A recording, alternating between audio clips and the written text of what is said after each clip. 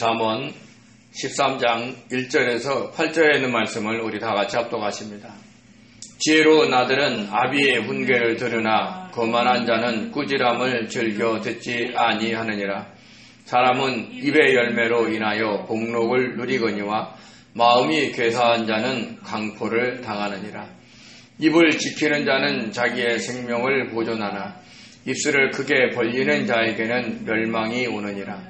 게으른 자는 마음으로 원하여도 얻지 못하나 부지런한 자의 마음은 풍족함을 얻느니라. 의인은 거짓말을 미워하나 악인은 행위가 흉악하여 부끄러운 데에 이르느니라. 공의는 행실이 정직한 자를 보호하고 악은 죄인을 패망하게 하느니라. 스스로 부한 채 하여도 아무것도 없는 자가 있고 스스로 가난한 채 하여도 재물이 많은 자가 있느니라. 사람의 재물이 자기 생명의 속전일 수 있으나 가난한 자는 협박을 받을 일이 없느니라. 아멘.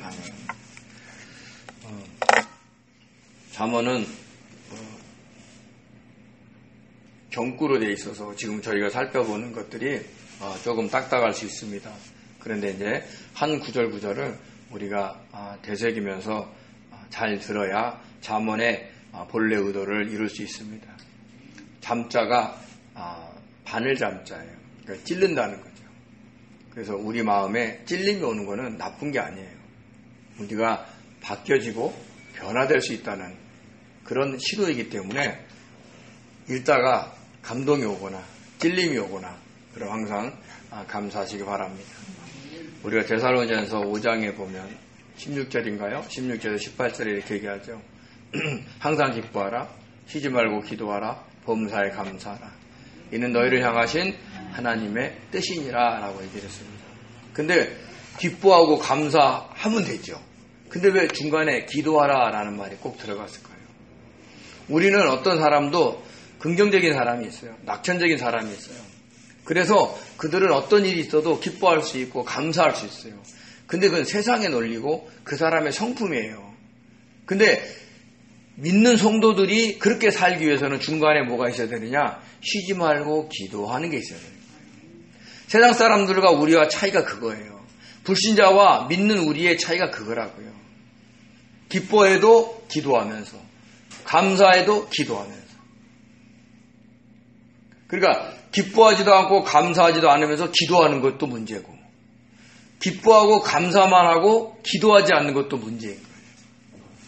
우리가 감정을 다 조절하려면 영적인 것도 있고 육적인 것도 있고 이걸 동시에 가져가야 한다는 것을 잊지 마시기 바랍니다. 오늘 본문 1절에 이렇게 얘기를 합니다. 지혜로운 아들은 아비의 훈계를 들으나 거만한 자는 꾸지람을 즐겨 듣지 아니하느니라 이렇게 얘기를 합니다. 아들은 원래 뜻 안에 세우다라는 뜻이 있어요. 세우다의 반하에서 유래가 됐기 때문에 그렇습니다. 그러니까 우리가 보통 동서고금을 막론하고 아들이 태어나면 좋아하는 이유가 뭐냐면 그 집안을 이끌 것이다 라고 생각을 했기 때문에 그래요. 근데 실제적으로 인간의 혈통은 뭘로 유지가 돼요? 엄마 쪽으로 유지가 돼요. 모계 쪽으로. 근데 사람들이 생각하기 보기에는 남자가 강하고 용맹하기 때문에 그 사람으로 인해서 집안을 세워야 된다라는 뜻을 새겨놓고 있는 겁니다. 거만하다가 대개 모욕을 주다라는 뜻이에요. 근데 이 거만한 자는 교만한 자, 무례한 자, 모든 비판을 거부한 자라는 뜻도 있습니다. 그리고 꾸지람은 비난하는 거예요. 책망하는 거예요. 그런 의도를 갖고 있는데 오늘 여기서 보면 거만한 자의 대조적인 말은 겸손한 자가 돼야 돼요. 근데 오늘 본문에 뭐라고 그러냐면 지혜로운 아들 이렇게 얘기를 했어요. 그러니까 지혜롭다. 그 지혜로운 아들은 아비의 훈계를 듣는다. 즉 그 사람은 겸손하다 이런 뜻을 내포하고 있는 겁니다. 겸손하기 때문에 자기에게 하는 훈계는 아비가 하든 다른 사람이 하든 마치 아비가 나한테 훈계하듯이 들을 수 있는 사람까지 우리가 넓어져야 돼요. 나는 옳고 다른 사람은 잘못됐다는 생각이 너무 강하면 다른 사람의 말이 나를 바꾸려고 하는 그 소리 하나님의 음성인 걸로 들을 수가 없어요. 하나님께서 하나님의 음성으로 우리를 계속 말씀을 하시는데 우리가 기도하고 하나님께 집중할 때 겨우 주파수가 맞아서 하나님의 음성을 들을까 말까 하는 존재들인데 하나님이 우리에게 들려주고 싶은 말이 있었을 때는 어떻게 이용하느냐?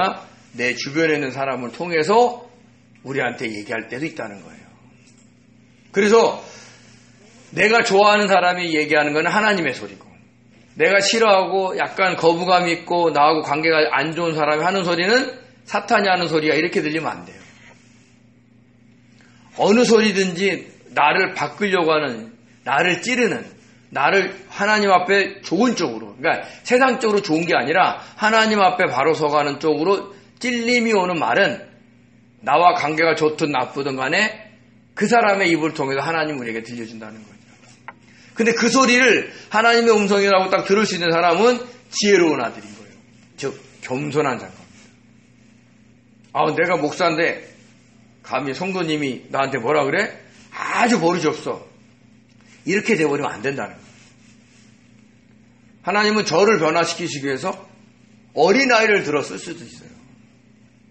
그러니까 뭔가 하나님의 음성인 것처럼 들릴 때 그 얘기는 뭐냐면 자기가 항상 부족하고 영적으로 늘 변화돼야 된다는 것을 아는 사람만이 들을 수 있어요. 그래서 지혜로운 아들, 거만한 자, 이것은 결국 겸손한 자, 거만한 자 이렇게 듣는 거죠. 근데 훈계와 꾸지람은 단어적으로 보면 서로 달라요. 그러니까 훈계는 교훈을 얘기하는 거, 그리고 꾸지람은 비난하는 건데 실제적으로 그 차이가 일상에서는 구별이 안 된다는 거예요. 근데 똑같은 말을 하는데도 겸손한 자는 그걸 아비의 훈계를 듣고 거만한 자는 꾸지람으로 듣는 거예요. 감히 나를 꾸지죠? 네가 뭔데? 이렇게 나가는 거죠. 그래서 듣지 않으면 그 사람은 자기 안의 세계로만 살아가요. 주변 사람과 대인관계가 엉망이 된다고요.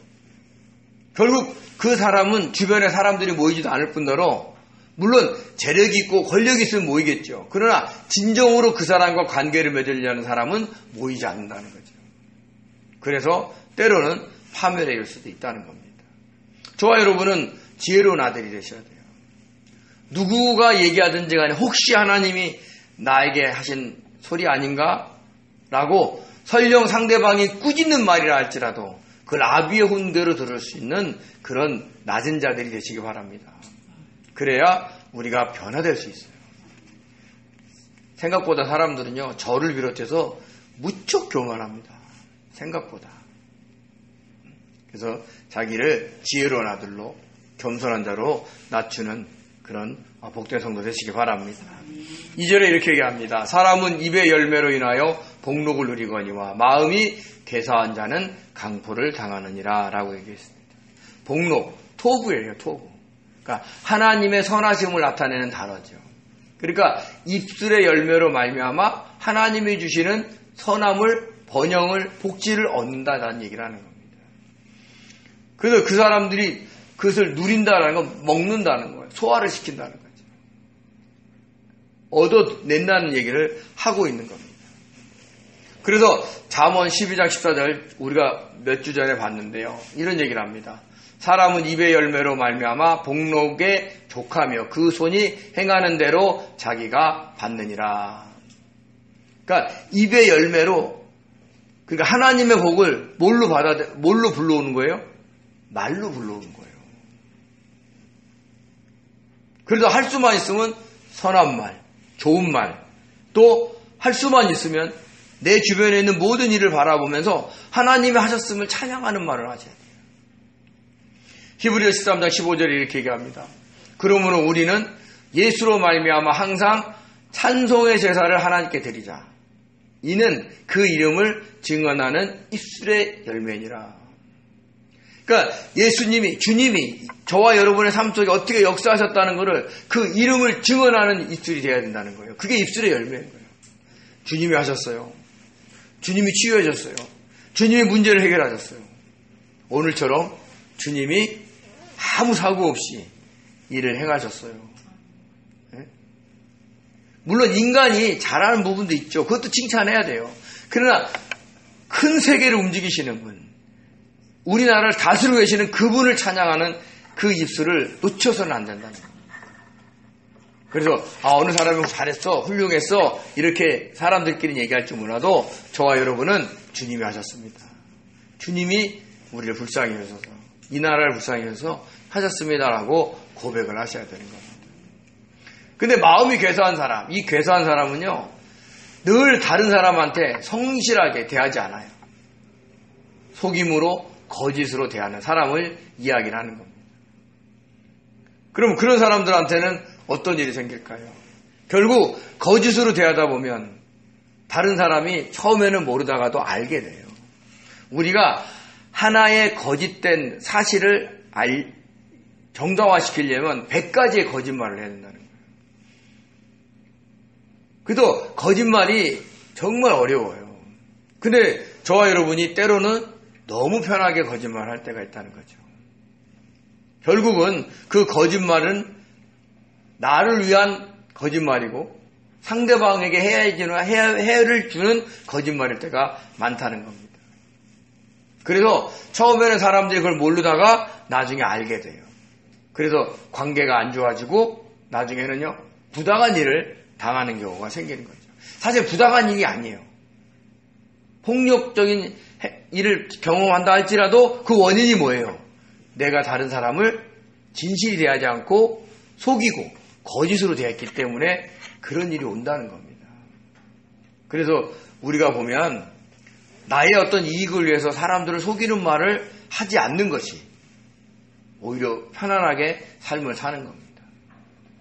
우리가 보통 장사를 하거나 사업을 할 때 때로는 다른 사람을 본의 아니게 속일 때가 있고 또 의도를 가지고 속일 때가 있어요. 그럴 때 우리의 심령을 잘 보세요. 안 속일 때가 훨씬 편해요. 속일 때 두근두근 거리거든요. 그러니까 작은 일 속에서 우리가 하나님 앞에 진실되게 살아가지 않는 것이 정말 믿는 자에게는 힘든 일이라는 걸 아시고 항상 사람들을 대할 때 진실되게 대하시기 바랍니다. 3절에 이렇게 얘기합니다. 입을 지키는 자는 자기의 생명을 보존하나 입을 크게 벌리는 자에게는 멸망이 오느니라 라고 얘기를 했습니다. 입을 지키라. 그러니까 자기 입술을 망보는 거예요. 저와 여러분이 입술을 망볼 수 있어요? 네? 이 얘기는 뭐냐면 말을 할 때 생각하면서 얘기하는 거예요. 우리 옛말에 뭐라고 얘기해요? 3번 생각하고 말을 하면 실수하지 않는다는 거죠. 근데 입을 크게 벌리는 게 뭐예요? 그냥 계속 얘기하는 거예요. 저번에 보니까 그 1박 2일에 그 프로그램을 보고 있는데 조세호 씨라는 분이 팀장이 됐어요. 근데 팀원으로 안 가려고 그래. 알고 봤더니 조세호 씨랑 있으면 이분이 계속 얘기를 한대요. 그러니까 이동할 때 좀 자야 되는데 계속 얘기를 하니까 같이 못 가겠다는 거예요. 그래서 그분이 얘기를 하더라고요. 내가 아무 말도 안 하고 가겠다. 그리고 진짜 아무 말 하고 가려고 하는데 계속 입술이 말을 못하고 입을 막 계속 움직이는 거 봐요. 그래도 그분은 뭐야? 자기가 말을 많이 함으로 인해서 다른 사람이 힘들어한다는 걸 안다는 거예요. 근데 입을 크게 벌리는 사람은 그것도 몰라요. 계속 얘기해요.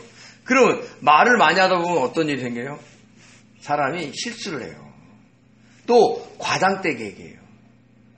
그리고 또 다른 사람을 비난하는 말을 할 수가 있어요. 그러면 자연스럽게 그 말이 돌고 돌아서 상대방에게 들려서 또 안 좋은 일을 당할 수가 있는 겁니다. 그래서 입술을 지키는 자가 자기 생명을 보존한다. 그러면 우리는 어떻게 입술을 지킬까요? 세상 사람들처럼 3번 생각하고 얘기를 할까요? 그것도 나쁘지 않죠. 근데 저와 여러분은 누가 계세요? 주님이 계시죠. 그래서 주님께 물어보는 거예요. 주님, 내가 어떤 말을 할까요? 그리고 지금 이 얘기를 할까요? 이 훈련을 하셔야 돼요. 그러면 주님이 알맞는 말을 주세요. 그리고 말할 때를 허락하세요. 어떨 때는 말할 때를 허락하지 않아서 상대방이 답답하다고 얘기할 때 그래도 말을 허락하지 않으면 안 하셔야 돼요. 그러니까 이런 훈련을 하시면 주님께 주님 내가 무슨 말을 할까요? 지금 얘기할까요? 좀 이따 얘기할까요? 언제 얘기할까요?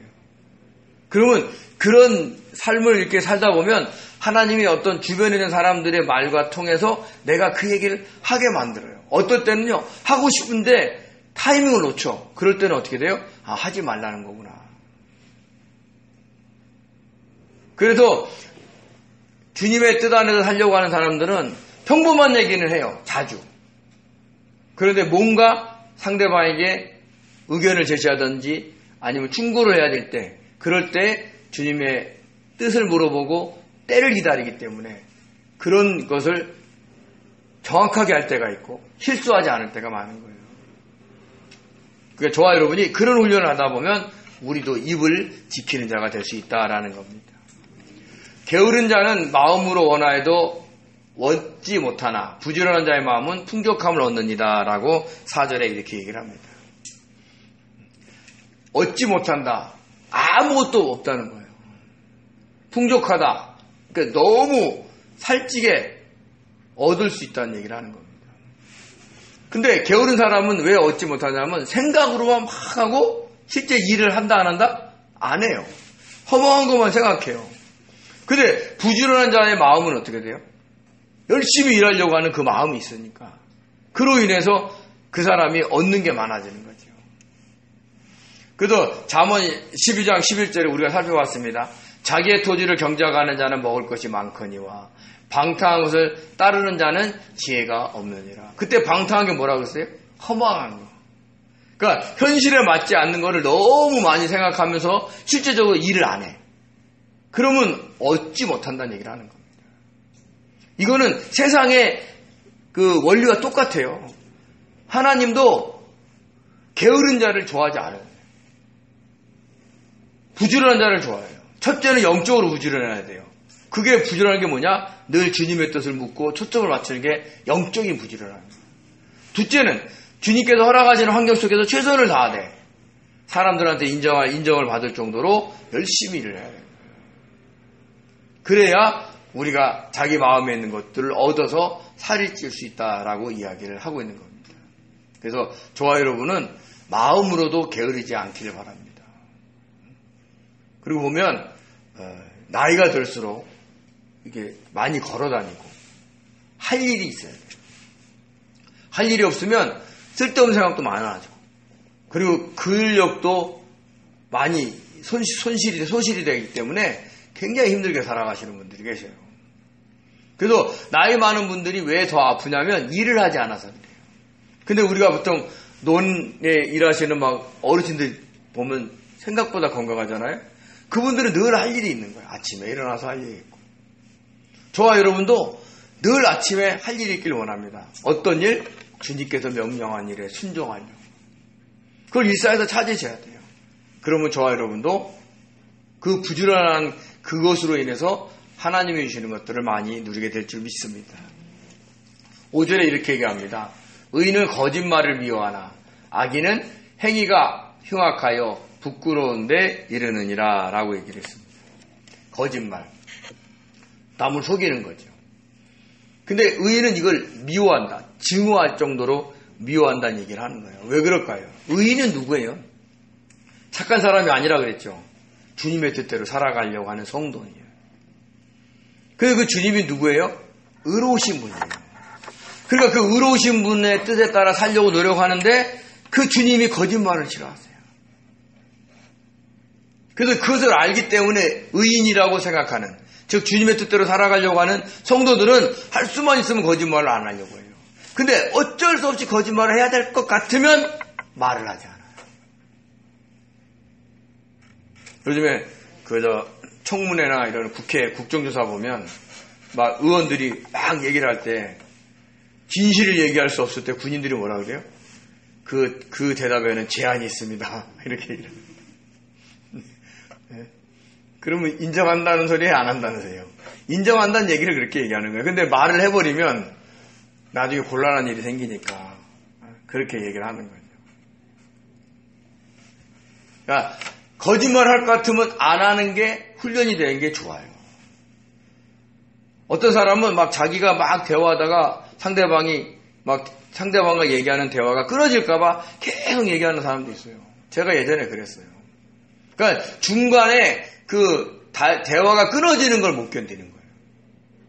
근데 괜찮아요. 거짓말을 할 바에야 대화가 끊어지는 게 낫습니다. 그래서 상대방이 설령 오해한다 할지라도 할 수만 있으면 거짓말을 안 하려고 노력을 하셔야 돼요. 거짓말 안 하고 살기가 정말 어려워요. 선의의 거짓말도 해야 할 때가 많기 때문에 그래요. 그때 조심할 수 있는 것은 말수를 줄이는 겁니다. 반대로 악인은 행위가 흉악하다 이렇게 얘기를 해요. 행위가 흉악하다는 얘기가 참 재밌는 뜻이 있어요. 히브리어 바앗인데요. 나쁜 냄새가 나다. 고약한 냄새가 나다. 악취를 풍기다라는 뜻이 있어요. 우리가 보통 악한 사람들 주변에 가면 이상한 기운을 느껴요. 왠지 그러지 않겠어요? 근데 성도에게는 고약한 냄새가 나야 돼요? 무슨 냄새가 나야 돼요? 그리스도의 향기가 나야 돼요. 다른 사람들이 접근해 오기가 좋아야 돼요. 그래서 성도들은 주변 사람들한테 정말 인상 좋아요. 참 대하기가 편합니다. 이런 소리를 들어야 돼요. 그래야 그 사람한테 복음을 전할 수 있는 기회가 열리는 거예요. 그냥 막 고약한 냄새가 난다든지 그냥 접근하기가 어려운 그런 기운을 품어내고 있으면 사람들이 오질 않아요. 그래서 복음을 전할 그런 기회를 놓칠 때도 있다는 거죠. 우리는 그리스도의 향기를 나타내야 되는 겁니다. 근데 이제 조심해야 될 것이 악인이 나쁜 냄새를 풍기듯이 우리도 우리 것만 고집하잖아요. 그럼 베품이 없으면 우리 안에서도 고약한 냄새가 악취가 날 수 있다는 걸 아셔야 돼요. 우리가 교회 생활하다 보면 저를 비롯해서 자기 것만 고집하는 사람들은 사람들이 잘 접근하지 않아요. 왜요? 영적으로 나쁜 향기가 나기 때문에 아는 거예요. 근데 그리스도의 향내가 좋으면 사람들이요 오지 말라 그래도 와요. 왠지 다가오고 싶고, 왠지 대화하고 싶고, 왠지 상담하고 싶고. 그러니까 저와 여러분이 그런 사람들 되시기 바랍니다. 이렇게 악취를 풍기고 있으면 결국 부끄러움을 당한 때가 있다는 거예요. 왜요? 자기 고집대로 자기가 원하는 대로 하다 보면 그것이 들통이 나서 결국 부끄러움을 당할 수가 있다는 것을 얘기하면서 조심하라 이렇게 얘기를 하는 겁니다. 6절에 이렇게 얘기합니다. 공의는 행실이 정직한 자를 보호하고 악은 죄인을 패망하게 하느니라 라고 얘기를 했습니다. 정직한, 그러니까 완전하고 무결한 그런 뜻이에요. 근데 우리가 보면 의로운 사람은 정직하게 살아간다는 사람이죠. 근데 여기서 공의는 행실이 정직한 자를 보호해줘요. 마치 법을 잘 지키는 사람은 그 법의 보호를 받는 거랑 같은 원리인 겁니다. 주님의 뜻대로, 의로우신 주님의 뜻대로 살아가는 성도는 결국 누구의 도움을 받아요? 누구의 보호를 받아요? 주님의 보호하심을 받게 돼 있다는 거예요. 그래서 행실이 정직한 자, 완전한 자. 사실 행실이 완전한 자가 어디 있겠어요? 근데 할 수만 있으면 주님의 뜻대로 살아가려고 몸부림을 치는 사람들을 얘기하는 거예요. 그런 사람들은 주님의 보호를 받는 거죠. 근데 예수 믿는다고, 성도라고 항상 주님의 보호하심을 받느냐? 절대 그렇지 않아요. 성도 중에서도, 저와 여러분도 순간순간 나를 위해서, 나만을 위해서 막 살아갈 때 있어요. 그럴 때 사탄의 역사를 위해서 우리가 어려운 일을 겪을 수 있어요. 그때 하나님이 보호하지 않으세요. 그것이 그 성도에게 영이 자라는데 방해가 되기 때문에 그래요. 그래서 저와 여러분은 할 수만 있으면 그 의로우신 주님의 뜻을 묻고 정직하게 살아가려고 애쓰셔야 된다는 겁니다. 근데 반대로 악은 죄인을 어떻게 돼요? 패망케 한다는 거죠. 패망케 하다라는 뜻 안에서는 뭐냐면 파멸시키다라는 뜻이 있습니다. 아까 공의는 정직한 자를 보호하지만 악은 어떻게 돼요? 죄인을 패망시키는 거예요.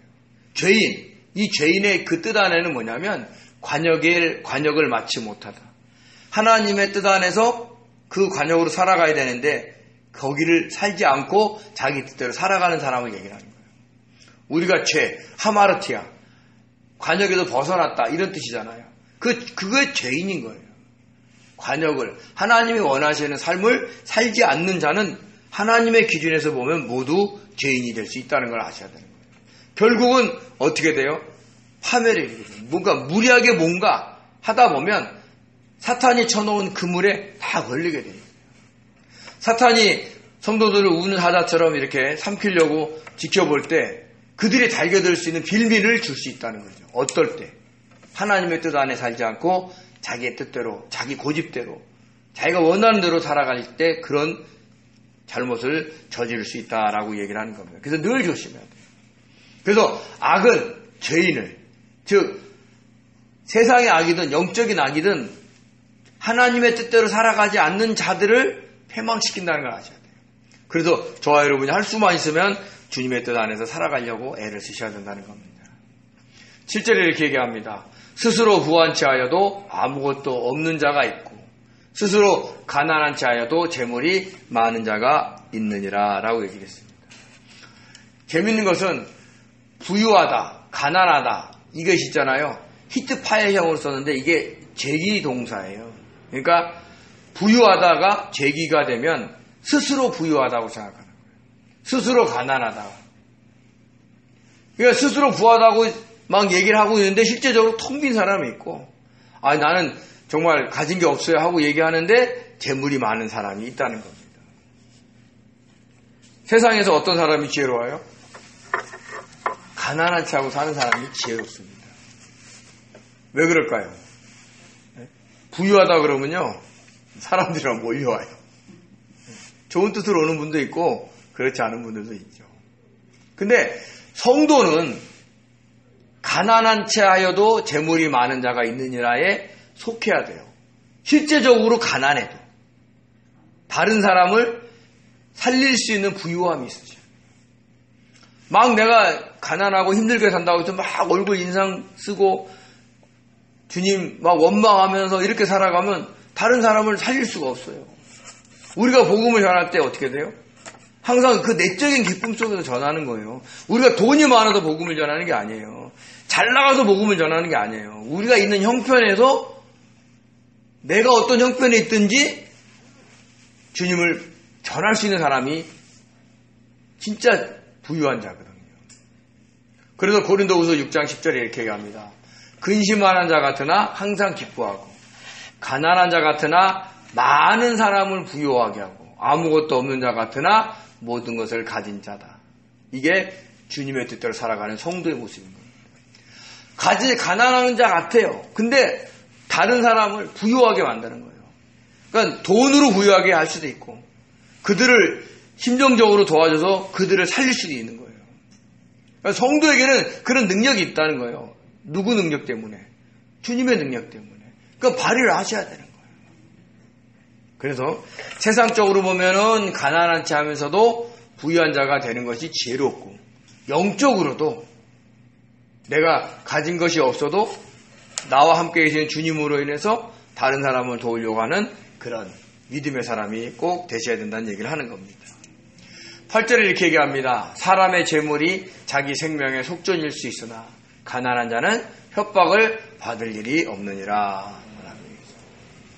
재물, 재산을 얘기하는 겁니다. 생명, 우리 목숨을 얘기하는 거예요. 속전, 그러니까 목숨값인 거죠. 그러니까 부유한 사람은 때로는요, 납치도 나갈 수도 있고, 위계될 수도 있고, 아이들은 포로가 될 수도 있어요. 또 때로는 갑작스럽게 질병에 걸릴 수도 있어요. 그럴 때 그 사람의 재물이 그 사람의 생명을 사는 몸값을 지불할 수 있게 되는데, 반대로 가난한 자들은요, 아예 협박을 받을 일이 전혀 없다는 거죠. 그러니까 여기서 두 개가 사람의 재물은 부자를 얘기하고 가난한 자는 없는 사람을 얘기하잖아요. 근데 그 부유한 자는 그 돈이 많음으로 인해서 자기의 생명을 위협을 느낄 정도의 삶을 살아갈 수 있어요. 우리가 보통 그 부모와 자식 간에 불화가 일어나는 이유는 뭐예요? 재산 때문에 그래요. 대부분. 근데 가난하면 그럴 일이 없어요. 왜? 포기를 하니까. 그래서 가난하다고 억울해할 것도 없어요. 왜? 협박받는 일이 없어요. 그래도 하나님은 어떤 면에서는 이걸 공평하다라고 얘기하기는 좀 뭐하지만 그래도 하나님이 주는 공평 속에 이게 들어간다는 겁니다. 그러니까 저와 여러분이 협박받을 일 있나요? 없어요. 우리가 가진 게 없어요. 얼마나 편해요.